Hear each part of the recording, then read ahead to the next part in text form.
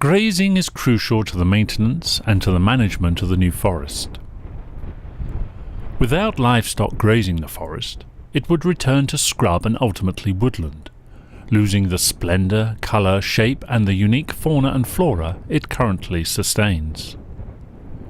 The rights of the commoners to depasture livestock on the forest goes back to the time of William the Conqueror. Some commoning families have grazed the forest for over 300 years. The traditional management practices and the social structure of these families represent an aspect of the New Forest's cultural heritage that is probably unique in Western Europe. This one's a young commoner. Since 1991, Dr Jo Ivey, herself a commoner, has conducted a census and survey on commoning for the verderers every 10 years. The 2011 census was funded by the Higher Level Stewardship scheme, and it complements the national census to give an accurate picture of the state of commoning in the New Forest. The visible part of commoning is the New Forest pony, and possibly the cattle, but not very much.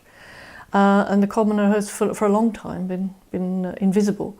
He's now more visible, but most of the people who come to the forest don't have any conception of how the forest is managed by the livestock owners. There's no doubt that commoning has changed. Many years ago it was an economic way of life. People could actually make more money or live more comfortably on a holding in the forest than they could on a similar holding in the Midlands or somewhere, certainly in the 19th century. Gradually that situation has been eroded to the point where commoners no longer are able to make any money out of their stock unless they are very fortunate. And most of them put considerable sums of their own money into it. Some commoners view it as a hobby, but most would say that they do it just for the love of it and for the love of their animals. The use of the livestock marking fee records show that since the early 1960s, the numbers of livestock and commoners have undergone change. Since 1965, the number of commoners has doubled.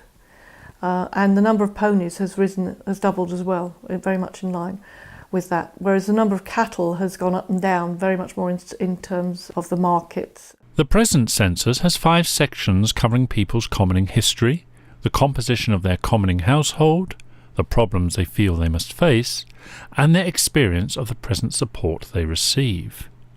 A final section is aimed at the young commoners to find what commoning aspirations they hope to attain. 80% of commoners turn out ponies, and only about 20% turn out cattle. And of those commoners turning out ponies, the great majority only turn out a very small number of ponies. And at the other extreme, you've got a few commoners who turn out very large numbers of ponies.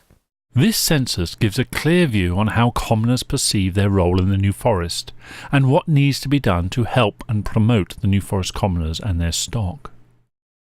With this knowledge, it will aid the Higher Level Stewardship scheme to ensure a successful and potentially prosperous future for the commoning generations to come.